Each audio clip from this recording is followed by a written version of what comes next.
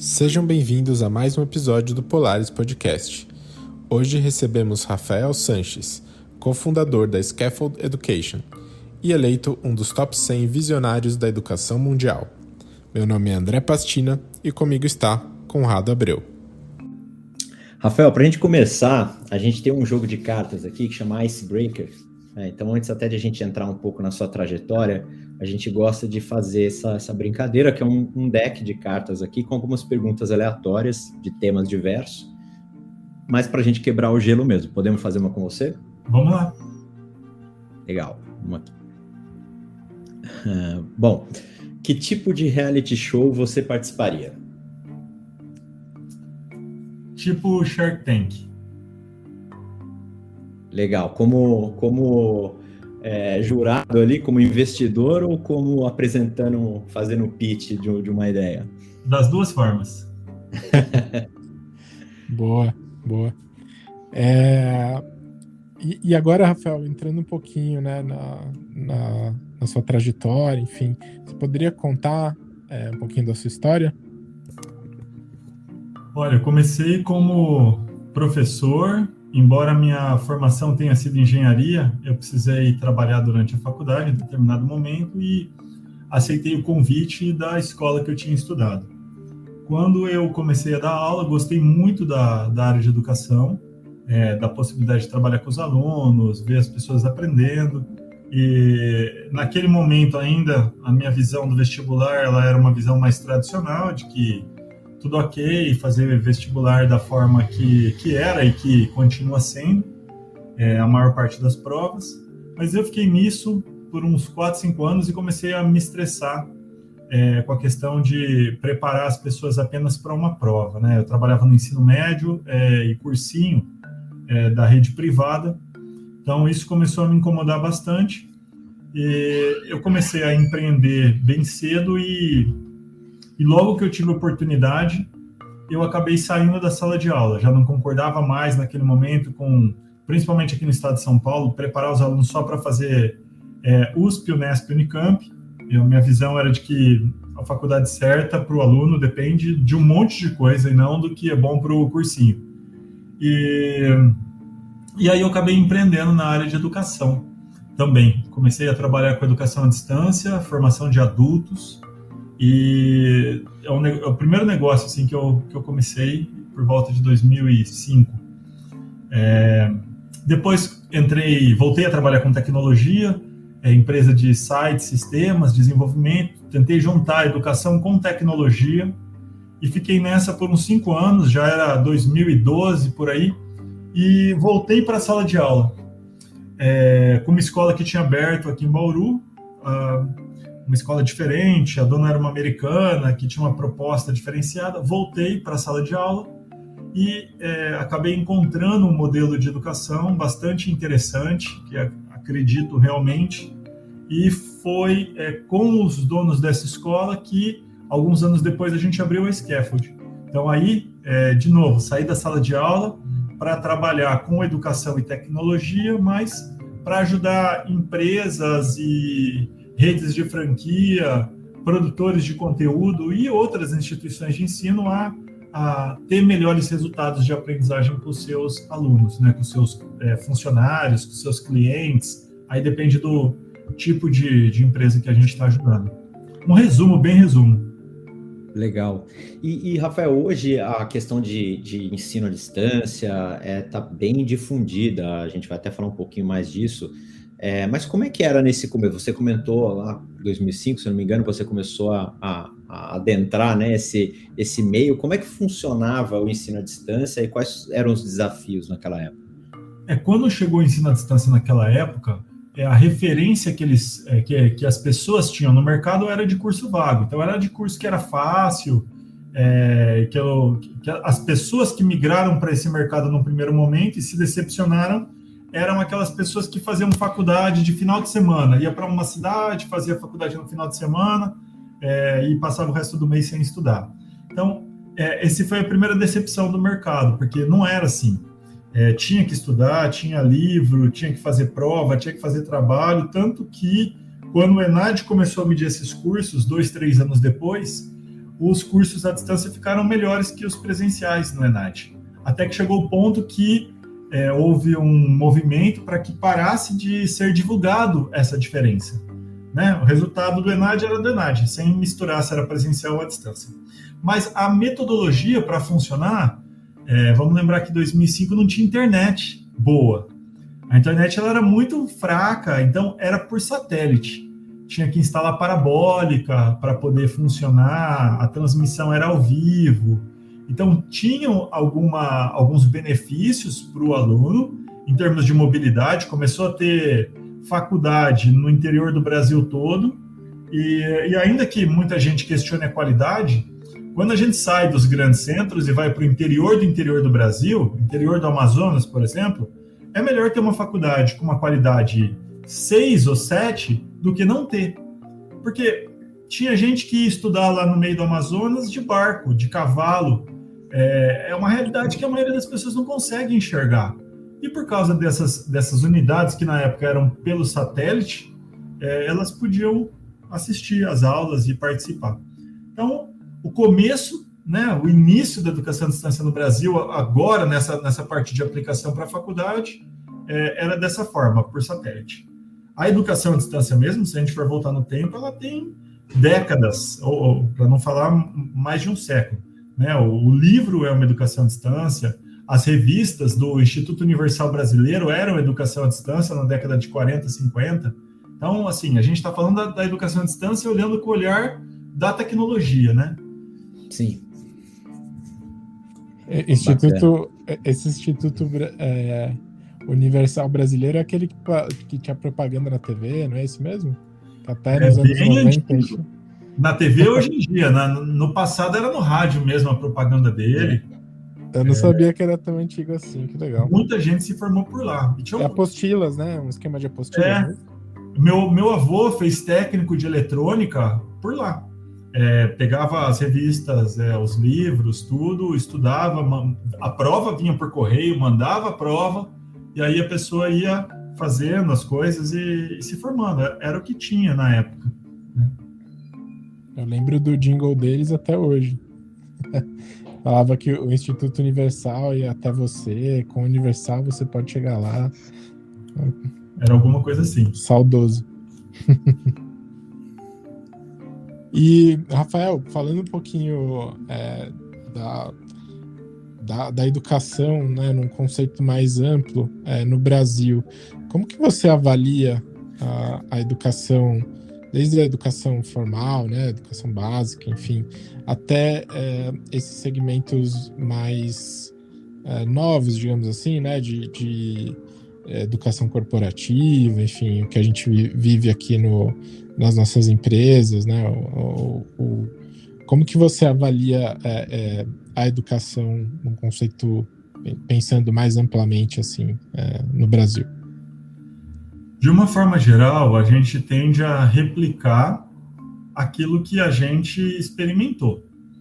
Então, a primeira geração da educação corporativa, vamos falar assim, ela reproduzia o modelo tradicional das faculdades, né, das pós-graduações, que era o facilitador lá na frente, dando palestra, falando, basicamente, usando recursos multimídia e esperando que as pessoas que estão assistindo aprendam, né, como funciona nas escolas. Só que a educação corporativa, eu vou falar do final para o começo. A educação corporativa, ela tem uma coisa diferente das faculdades e das escolas, que é a pressão das empresas por resultado. A empresa não está preocupada se as pessoas vão saber na ponta da língua a teoria que está sendo vista. Ela quer resultado, ela quer mudança no comportamento das pessoas, ela quer que aquelas práticas cheguem na ponta de fato e se transformem em números. Que sejam mais vendas, que sejam menos desperdício, menos erros, enfim, os indicadores da empresa lá.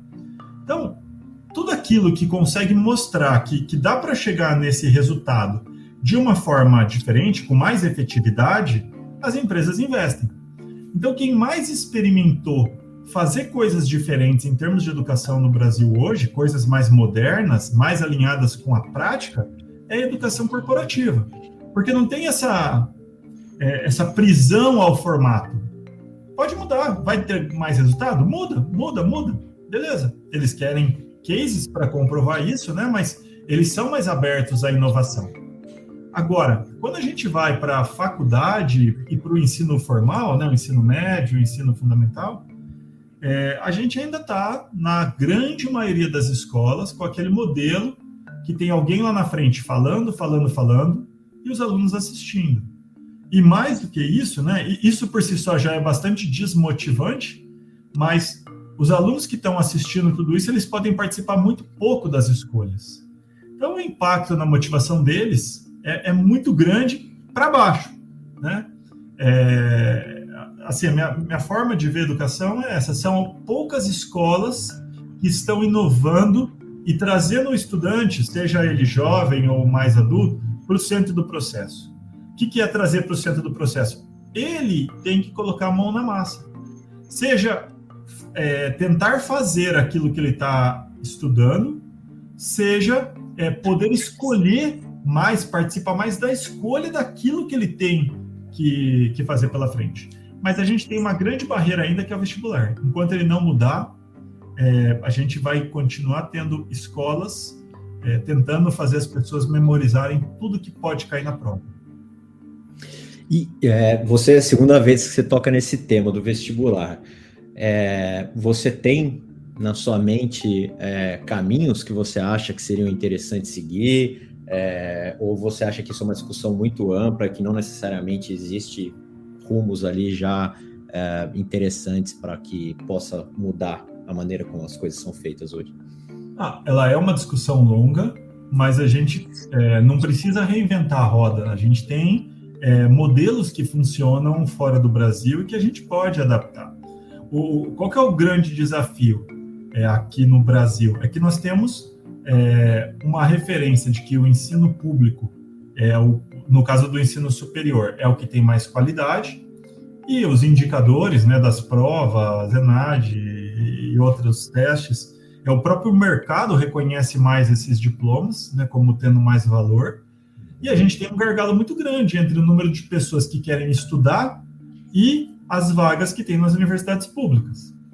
Então, assim, qual modelo pode funcionar melhor? Primeiro, provas que analisam a capacidade de raciocínio. A gente tem que pensar assim: nós estamos formando pessoas para que mundo?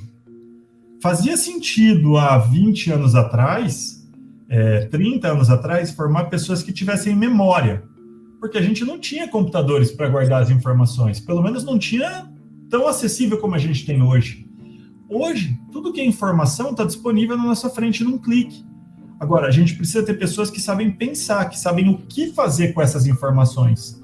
Só que o mundo se atualizou com a internet e tal, e as provas do vestibular, a grande maioria delas ainda não. Então, caminhos para isso, por exemplo, como eu estava dizendo agora há pouco, provas que tragam, eventualmente, as informações e que cobrem das pessoas a aplicação delas em algum contexto. E vamos pensar, que habilidades que o mundo precisa hoje, né? Que as empresas precisam hoje? Pessoas que saibam trabalhar em equipe, pessoas que tenham a capacidade de liderar, de inovar. Como que a gente consegue levar isso para uma prova? Tem que sair só do papel, né? A gente tem que passar a adotar processos de entrevista, analisar o currículo da pessoa, trabalhos que essa pessoa já fez, projetos que ela participou enquanto ela estava no ensino médio, no ensino fundamental. Isso é menos escalável? Sem dúvida nenhuma. Mas a gente já tem algumas faculdades particulares fazendo isso, começando a selecionar as pessoas olhando para ela. E quem sabe, né, quando tiver mais faculdades fazendo isso, as escolas começam a preparar as pessoas para a vida, considerando que essa prova, o vestibular, é uma etapa da vida, mas não sacrificar 10, 12, 14 anos de estudo para preparar as pessoas para uma prova e deixá-las se virarem com a vida depois. É interessante, né? Porque eu lembro que quando eu estava no ensino médio, eu sou do interior, sou de São José dos Campos, e existia uma atitude bem comum na época das pessoas da minha escola, que era cursar até o 2º ano do ensino médio na escola e no 3º ano mudar para uma dessas tradicionais escolas que já faziam o ensino médio no último ano preparatório para o vestibular, né? Bem aquela máquina de fazer passar no vestibular. Sim. E eu lembro que a minha mãe é professora, né? E dava aula nessa escola que eu estudava, e eu comentei com ela, eu falei, existe uma pressão para eu já sair, entrar na faculdade YZ, né, direto, porque senão eu gostaria de ficar aqui na escola que eu tô, porque desenvolvi ali uma série de outras questões de habilidade, né, que eu gostava, que é o que você falou, né, de preparar para a vida, preparar para relações sociais, enfim, que para mim aquilo naquele momento era mais importante, né, do que, enfim, ir para preparatório que fosse dar conversão melhor. Então eu tive a sorte, né, de poder passar por essa fase e não ter essa cobrança tão de cara assim de entrar na faculdade YZ e poder aproveitar melhor uma formação, na minha cabeça, né, pelo menos na minha opinião, mais interessante. É excelente isso. Isso que a gente não está nem aqui entrando no mérito das matérias que a gente estuda, dos assuntos que a gente estuda dentro de cada matéria, né? Então, tem um monte de coisa lá na matemática que era a aula que eu era professor, a área matemática e física. Tem um monte de assunto lá que você fala assim, nossa, tudo bem, vamos forçar a barra e falar que isso vai expandir o raciocínio do aluno e tal. De fato, faz, mas tem tanta coisa mais interessante que podia ser aplicada e trabalhada com os alunos para conectar mais com a vida. A matemática mesmo estuda um monte de coisa, equação disso, equação daquilo, geometria não sei das tantas, e ninguém sai sabendo analisar o cartão de crédito, tendo uma noção básica de matemática financeira. Né? Quantas pessoas endividadas no Brasil a gente tem? A pessoa não tem a noção mínima do que é investimento, o que é despesa. Então, quer dizer, assuntos totalmente relacionados à área, que poderiam ser trabalhados e fariam muito melhor para a sociedade, mas não são. É engraçado você falar disso, que eu sempre brincava com a minha mãe é professora de biologia, né? E eu falava, por que eu preciso saber o ciclo de Krebs, né? Que isso vai me ajudar na vida? E a gente vê, eu não sei o quanto é de fato assim, mas a gente vê em filme, principalmente filmes americanos, na questão da escola, da opção das matérias optativas, da pessoa fazer marcenaria, mecânica, economia doméstica, né? E dar essas opções seria muito legal, a gente ter poder escolher, né? Poderia ter um currículo ali mais comum e poder escolher, desenvolver áreas que a gente goste mais e que vá também nos preparar para situações mais práticas, né? Realmente seria excelente. Nós estamos chegando num novo conceito de ensino médio que tem a proposta de levar para isso. É novo ainda, né? Vamos ver como é que isso vai ser nos próximos anos, se vai ser algo que vai acontecer de fato, se as opções que vão ser colocadas para os alunos levam a temas mais do dia a dia, ou se as opções vão ser apenas de forma separada as mesmas matérias que eles estudavam antes. Tá? A teoria do projeto é bonito, é interessante, mas vamos ver na prática como que a maioria das escolas vai trabalhar com isso no dia a dia. Estou bastante ansioso para ver isso acontecendo. E a referência que a gente tem dos Estados Unidos tal, é a mais próxima dessa virada, dessa mudança? Desse novo modelo? É mais perto disso, sim. Lá, tanto que ele estava mencionando agora, né, a questão de poder escolher o currículo, escolher algumas disciplinas, alguns projetos para trabalhar tudo, o conceito é o mesmo, mas é muito recente. Então, vamos ver como que as escolas vão adaptar, o que elas vão colocar de opção para os alunos.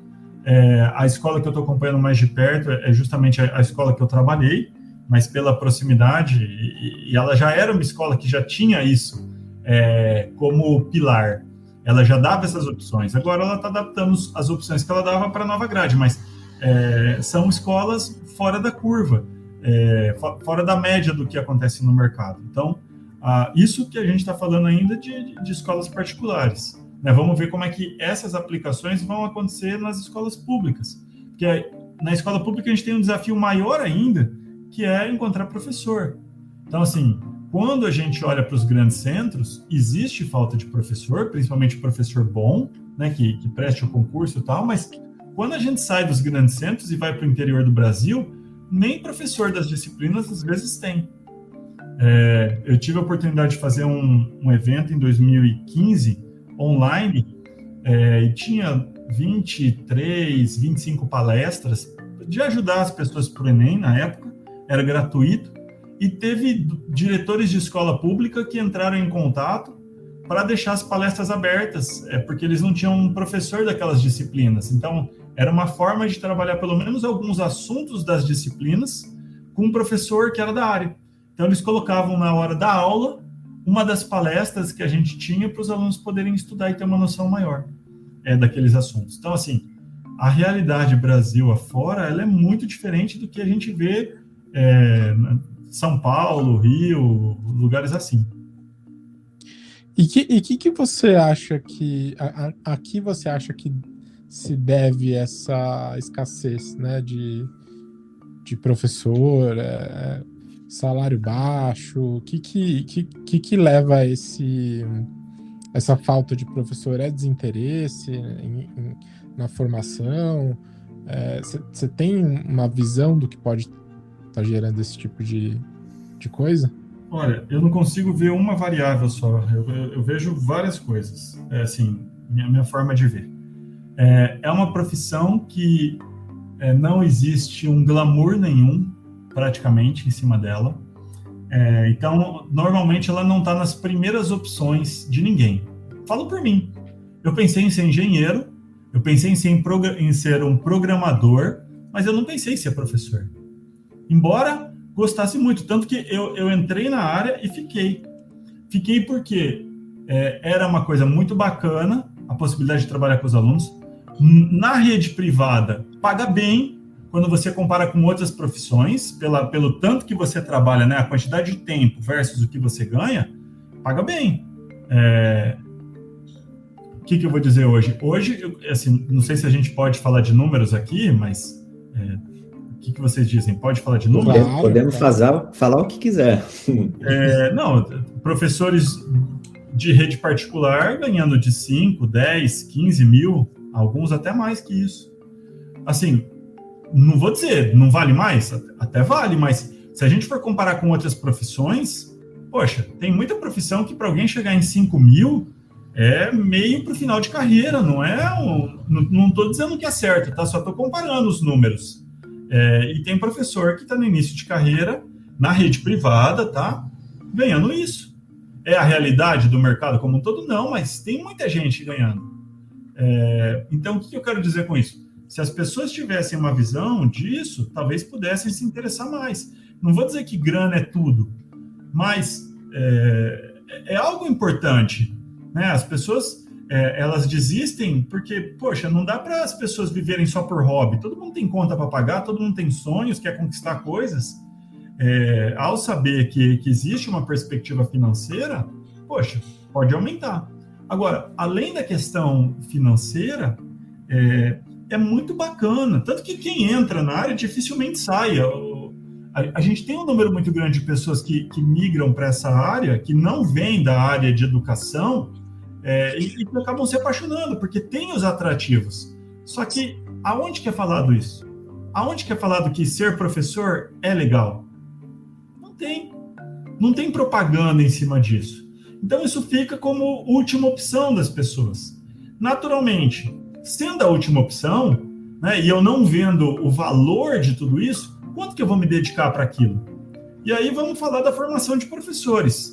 Normalmente, os professores que estão formando outros professores têm mais idade. Não vou generalizar, mas têm mais idade, trabalham com metodologias mais antigas, que é justamente ir lá com toda a autoridade de ser um mestre ou doutor, nada contra isso, mas de ficar professando e os alunos assistindo. E esse modelo vai sendo replicado. Né? Teorias antigas, muitas vezes. A gente tem um monte de pesquisa mundo afora de educação. Tem o John Hatch, na Nova Zelândia, a gente tem o Projeto Zero em Harvard, tem um monte de coisa bacana na Finlândia, Suécia, fora vários lugares dos Estados Unidos, tudo. Não vou dizer que a gente não tem coisas bacanas no Brasil, mas a gente está buscando essas referências que geram mais aprendizado para levar para os nossos professores? A minha sensação é que não, né? Porque a gente ainda vê as mesmas práticas do passado sendo repetidas na maior parte das salas de aula. Então, esse o que eu vejo como por que a gente tem pouca gente dedicada. Dedicada é forte, é uma palavra complicada de usar. Por que a gente vê essa profissão, né, sendo tão pouco atrativa, vamos dizer assim? E eu não sei como está hoje em dia, mas eu lembro quando eu era menor, eu era pequeno, era comum a gente ter na família, sempre tinha um primo, alguém que fazia na formação magistério, né, começava lá desde de cedo, de repente, no colégio técnico, eu não sei, desculpa a minha ignorância aqui, como é que funcionava exatamente. Mas você acha que isso é um caminho legal para tentar fisgar, se a gente pode chamar dessa forma, né, mais cedo as pessoas para a profissão, para esse ofício de professor? Como que você enxerga isso? Sim, sim. Antigamente, me fugiu o nome agora aqui, tinha os cursos de nível técnico de formação de professores. Me fugiu o nome aqui agora nesse momento, depois eu lembro. Eu falo aqui para vocês. Mas sim, mas acho que, assim, ter mais opções, né? Quanto mais opções a gente tiver de faculdade, maior a chance de ter mais gente. Mas a gente precisava de uma ação de que, valorizando os aspectos positivos de ser professor. Porque não é só negativo, e a gente fala muito dos aspectos negativos. Claro que os negativos têm que ser falados e têm que ser trabalhados para melhorar. Mas se a gente não valorizar os aspectos positivos, a gente vai continuar tendo pessoas escolhendo essa área por falta de opção. E aí, complicado, né? O envolvimento, tal, na minha forma de ver, é menor quando eu estou fazendo uma coisa que eu não era a minha primeira, a minha segunda opção. Estou fazendo ali porque é o que sobrou. Né? Quanto que eu vou me dedicar àquilo? Não dedicar As pessoas se dedicam, elas cumprem as jornadas, corrigem provas, mas para a gente fazer a transformação que o Brasil precisa das pessoas, a gente precisa mais do que isso. Né? Assim, só que eu estou falando aqui, mas faz sentido isso para vocês? Vocês veem isso de uma forma... como que vocês veem isso que eu estou falando? Sobre essa questão da falta de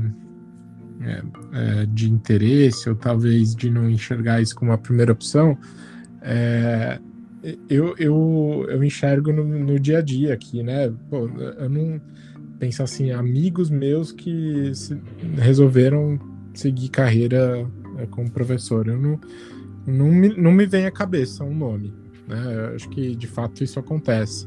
E eu também ia comentar que acaba sendo sempre, ou não como talvez uma opção para uma situação ali de necessidade, mas acaba sendo assim, poxa, final de carreira, um advogado, por exemplo, ou um jurista, né? Vou deixar de fazer o que eu faço hoje para virar professor de faculdade, né, de universidade. Então, acaba sendo algo complementar, digamos assim, né? Não a escolha principal, digamos assim. E eu enxergo também, só complementaria que realmente não aparece na formação, pelo menos na minha formação, como uma opção viável, né? Como eu comentei, minha mãe é professora, eu tive oportunidades de exercer essa função em algumas situações diferentes, né, de dar aula, enfim, em diversos momentos da minha vida, e foi algo que eu gostei muito sempre que isso aconteceu, mas realmente nunca eu vi isso como algo, né, como que eu deveria perseguir. Às vezes aconteceu de aparecer uma oportunidade, eu achar que fazia sentido e tive, né, exerci essa função, mas não como carreira, né? Não como carreira, E talvez por isso que você comentou mesmo, né? Eu acho que é difícil isso não aparecia pra gente, pelo menos pela minha experiência, pela minha vivência, como algo que fosse estimulado, né? Eu acho que não tem glamour, como você falou, mas tem uma questão bonita, né? Que muitas pessoas ficam... e até quem passa por essa experiência de dar uma palestra, né, talvez você pegue ali num ponto que a pessoa fale, poxa, foi tão legal, né? Por que isso não é valorizado como deveria ser, né? Então, acho que, de fato, não tem o glamour, mas tem um lado... não vou dizer poético, mas é bonito de uma profissão que é nobre, né? Mas que é pouco reconhecida, digamos assim, né? Acho que o reconhecimento, grana é reconhecimento na prática, né? E acho que peca justamente nesse ponto. Mesmo os valores, né? Citando ali o que é praticado hoje no setor privado. Se você for comparar com uma carreira corporativa, né, é pouco, né? A gente não tem o referencial, assim, me parece baixo ainda. Então, enfim, acho que nossas contribuições não são das mais proprietárias, né? A gente não fala com tanta propriedade desse assunto, a gente não vive esse assunto no dia a dia, mas a percepção que eu tenho é essa. Eu concordo com esse ponto. Valorizar só no discurso é pouco, né? O negócio tem que chegar na grana no bolso, tudo, mas tem o lado de que para muitos professores essa receita, e aí falta talvez um pouco de visão de ter trabalhado no mundo corporativo, digamos assim, antes de ir para a sala de aula, naquilo, quanto rala alguém para chegar em 5, 6, 7 mil no mundo corporativo? Não é todo mundo que ganha isso daí também, nem nos grandes centros. E às vezes o professor consegue ganhar isso, só que o holofote está naquilo que ele não tem, está nos desafios da profissão.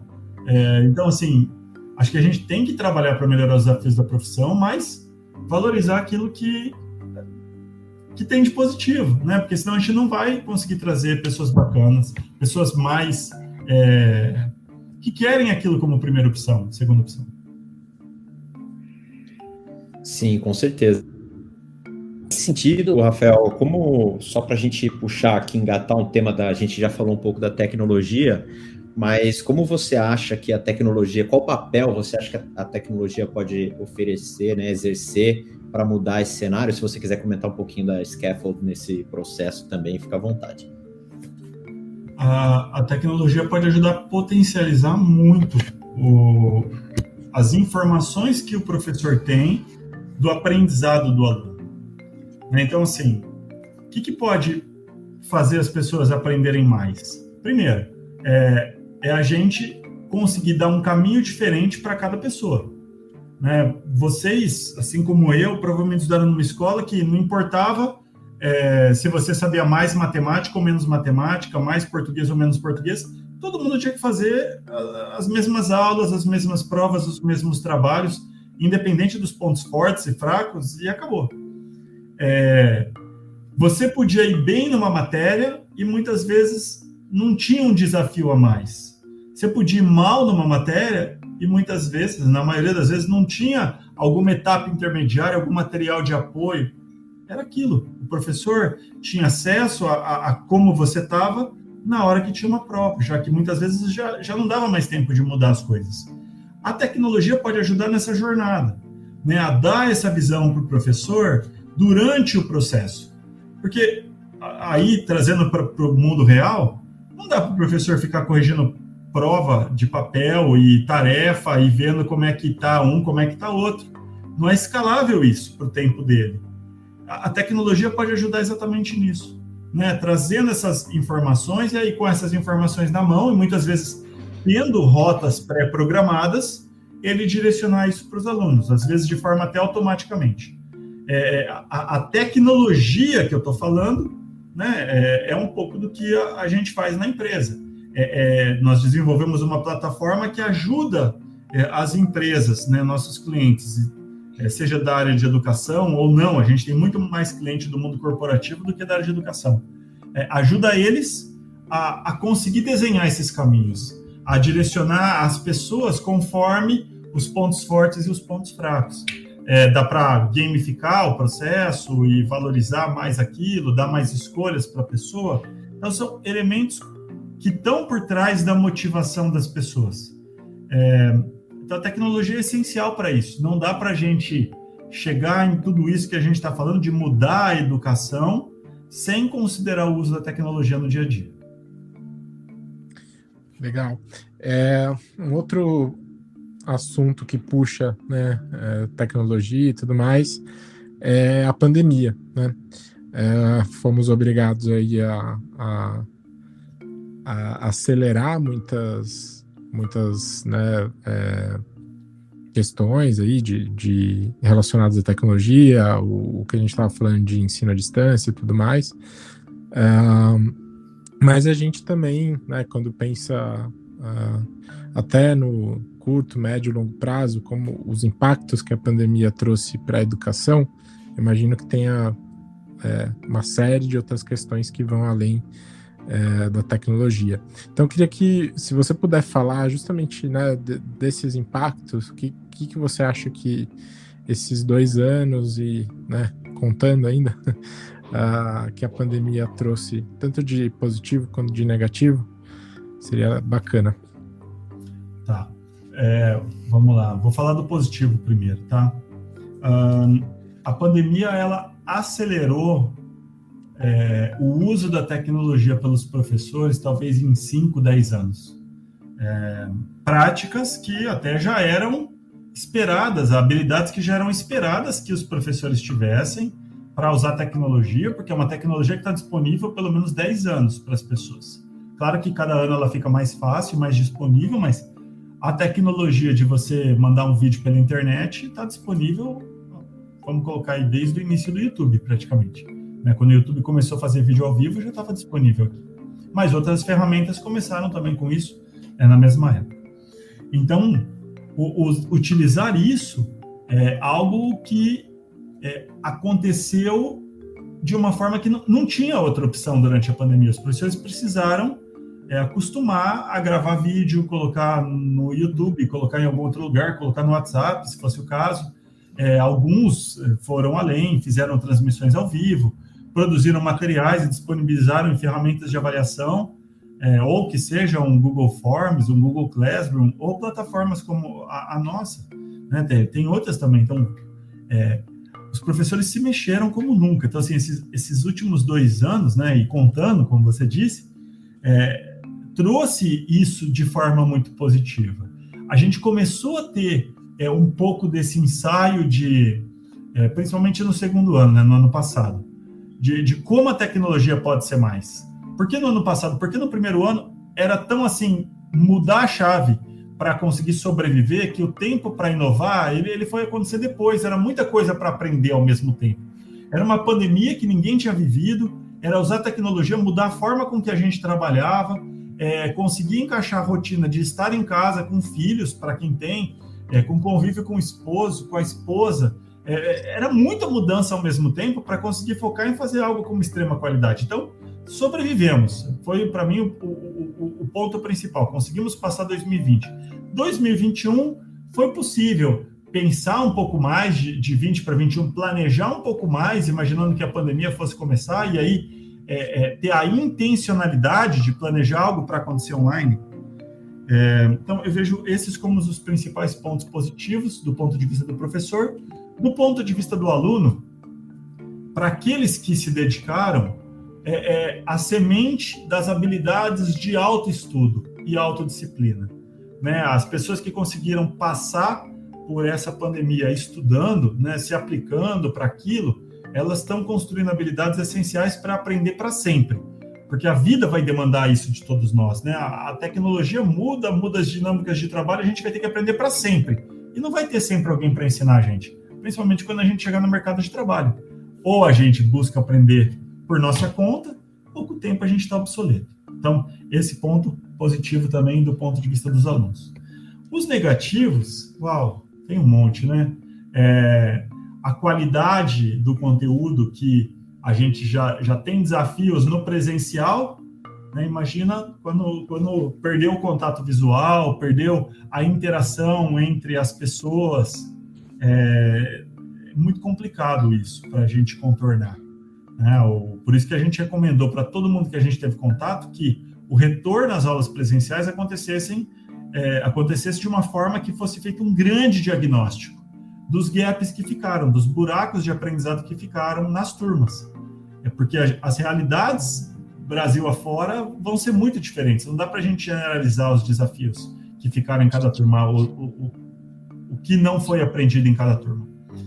E para o aluno, acho que é isso, é questão de habilidades sociais, né, que a gente nunca deu valor, que a escola trabalhava sem saber que estava trabalhando, né, a disputa de espaço, negociação, conversa, tem muita habilidade social que só foram perceber que a escola trabalhava, e que não era tema para o vestibular, quando deixou de ter. Quanto que a gente aprende convivendo com as pessoas? Sabendo a nossa hora de falar, sabendo disputar a atenção, o nosso espaço dentro de uma turma, tudo isso são aprendizados invisíveis, pelo menos até chegar na pandemia. Eu lembro de ter essa conversa bem antes da pandemia.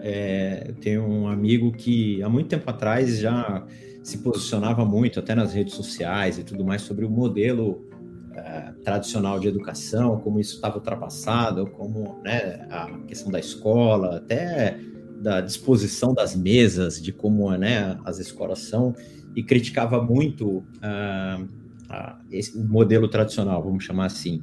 E eu lembro de comentar isso com ele, né? Ele falou assim, mas a escola não é só isso, né? O bacana de ir para a escola, de você desenvolver, justamente como você comentou, habilidades, nuances do relacionamento, conhecer pessoas, né? A minha vida, abrindo aqui um pouco a minha parte pessoal, a minha vida profissional, ela tomou um rumo muito por conta da faculdade, mas não necessariamente porque eu aprendi na faculdade do conteúdo, ou a maneira como o conteúdo foi passado, mas as pessoas que eu conheci, dos relacionamentos que eu fiz. Então isso é uma coisa que eu acho que vai ser importante a gente entender a gente está passando por essa transição mais forçada, né, vamos chamar assim, mas que vai ser interessante entender esse impacto também da falta que algumas questões vão fazer, dependendo de o quão bem a gente fizer essa transição, né? Eu concordo 100%. É muito isso mesmo. Legal. Rafael, a gente tem como tradição aqui no Polaris pedir 2 recomendações, né? A gente está aqui no segmento final e a gente sempre gosta de pedir uma indicação de um filme e um livro. Quais seriam as suas indicações? Um filme e um livro. Pode ter a ver com o tema ou pode não ter nada a ver, tá? Simplesmente filmes ou livros que você goste, que você acha que vale a pena recomendar para os nossos ouvintes. Estou olhando aqui para trás só para ver o livro. É um livro bacana. Se essa recomendação for pensando em professores, por exemplo, uma boa parte do tema que está aqui, ou dessa conversa sobre educação, tem um livro que chama Motivação 3.0, que ele é do Daniel Pink. E esse livro trabalha os conceitos que estão por trás da motivação, né? Motivação intrínseca, motivação extrínseca, né? A que vem de dentro para fora, a que vem de fora para dentro, como usar uma, como usar outra. E isso, entender sobre o que motiva as pessoas é essencial para a gente conseguir ter alunos mais engajados, pessoas que busquem aprender mais naquilo que fazem, independente de serem jovens, mais velhos, tanto faz. Isso. Agora, deixa eu pegar aqui a referência de um filme antigo, né? Mas para mim é muito bacana em relação a aprender. Um professor que ajudava os alunos a aprender. O que me veio na cabeça nesse momento. Deixa eu pegar o filme dele aqui, do Robin Williams. Cadê aqui? Filmes, carreira. Sociedade dos Poetas Mortos? Esse daí mesmo, Sociedade dos Poetas Mortos. O poder que um professor tem na vida dos alunos, né, de motivar as pessoas a pensar, a buscar, a fazer despertar aquele sentimento de ir atrás dos seus sonhos. Né? Porque, no fundo, acho que foi isso que eu mais gostei do período que eu fui professor. Era a parte que eu não estava dando aula da matéria, era a parte que eu estava conversando com os alunos sobre a vida. Cara, você pensa em fazer o quê? Né? Por quê? Porque tal coisa paga mais. Tá, tudo bem, paga mais hoje, mas se você for o melhor ou um dos melhores daquela carreira, qualquer uma, você vai ter o seu espaço, você vai ter o seu reconhecimento financeiro.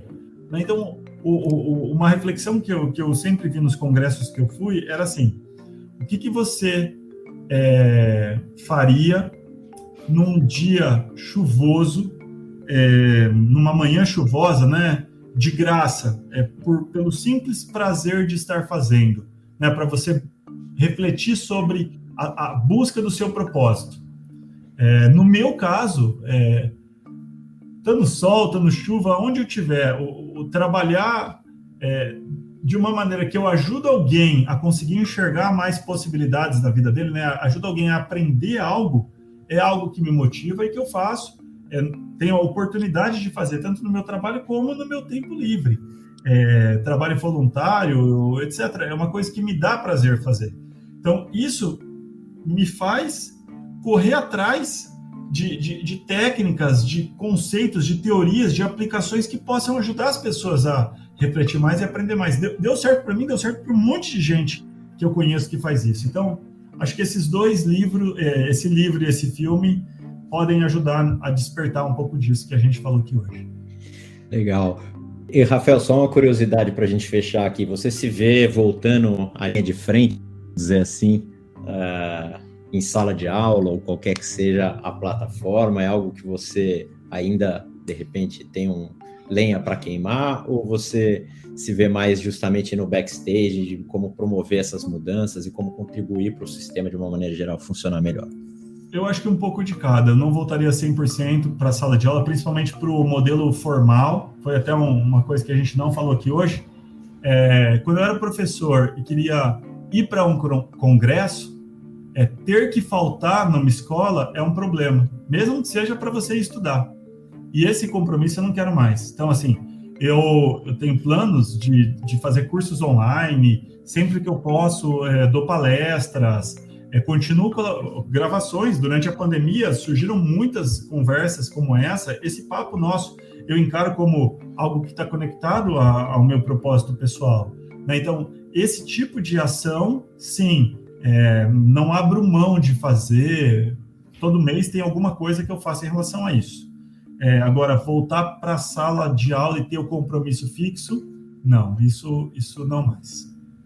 Eu acho que, de uma forma geral, a maioria a boa parte das profissões vão ter que se adaptar, né, a esse tipo de flexibilidade e talvez no futuro a gente, não só na educação, mas em outros segmentos, a gente adote modelos mais flexíveis de trabalho. Eu acho que boa parte, né, do que a gente já está vivendo aqui do trabalho híbrido, enfim, já é uma tendência. Já se fala também na diminuição da carga horária, da sexta-feira ou ser meio período, ou até a gente ter 3 dias na semana de descanso. Mas, enfim, o futuro ainda nos reserva muitas mudanças, acho que, nesse campo, né? Posso só pedir a licença do horário aqui, gente, porque Rafael, você comentou a questão justamente do compromisso de professor, né, essa formalidade que você não concorda. Eu passei também por uma situação como aluno que eu achei curiosa. Eu estava fazendo na época uma especialização em marketing e comunicação esportiva, numa instituição bem renomada, e na época, isso foi em 2007, eu tinha me candidatado para ser voluntário nos Jogos Pan-Americanos no Rio de Janeiro. e deu certo, e eu acabei, né, enfim, exercendo lá uma função como voluntário durante os jogos, na época, o curso que eu tinha, eu tentei conversar ali se eu conseguiria repor alguma aula, eu lembro que era, acho que uma semana de prova que eu ia perder, porque eu ia estar como voluntário, e nada foi possível, e para mim não fazia sentido nenhum, porque eu estava justamente fazendo um curso de especialização de eventos, de esporte, eu tive a oportunidade de trabalhar como voluntário, que teria tudo a ver, e eu acabei largando o curso, porque eu precisei escolher, e eu falei, bom, eu acho que essa experiência como voluntário vai ser muito rica, e eu fui, e larguei o curso, porque eu não me deram nenhuma chance de conciliar, né? Então, realmente, isso... eu não imaginava que isso poderia acontecer como professor também, né? Foi o que você comentou. Então, só trazendo também Exatamente. Muito bom. Poxa, Rafael, obrigado mais uma vez pela disponibilidade. Papo muito interessante, muito bom. E a gente só tem a agradecer aí pela conversa. Obrigado mesmo. Obrigado, um prazer. Eu que agradeço a oportunidade. Sempre que tiver, que quiserem conversar sobre esse assunto, é um prazer, como eu expliquei aqui na conversa. Tá? Valeu mesmo, agradeço a oportunidade. Obrigado, Rafael. Quem sabe a gente consiga fazer um dia uma sequência aí também presencialmente. Vamos ver se a gente consegue conciliar aí, porque passou o tempo super rápido aqui pra gente e foi muito, muito rico. Espero que você tenha gostado também e quem sabe a gente dê continuidade a essa conversa aí. Gostei muito. Vocês ficam onde? São Paulo? São Paulo. A gente fica em São Paulo, isso. Show de bola. Mas eu sou do interior também, assim como o Conrado, só que eu sou sentido Bauru também. Eu moro em Conchas, ali na altura 143 da Castelo. Sentido Sorocaba. Tô mais perto do que Bauru, né? Em relação aqui em São Paulo. Mas moro aqui há muitos anos já. Estamos por aqui. Show de bola. Eu tô sempre em São Paulo também, então, tendo oportunidade, vamos conversar presencial. Vamos sim. Legal, Rafael. Obrigadão de novo. Boa noite. Você tenha uma excelente semana também. Para vocês também. Valeu. Boa noite. Tchau, tchau. Até mais.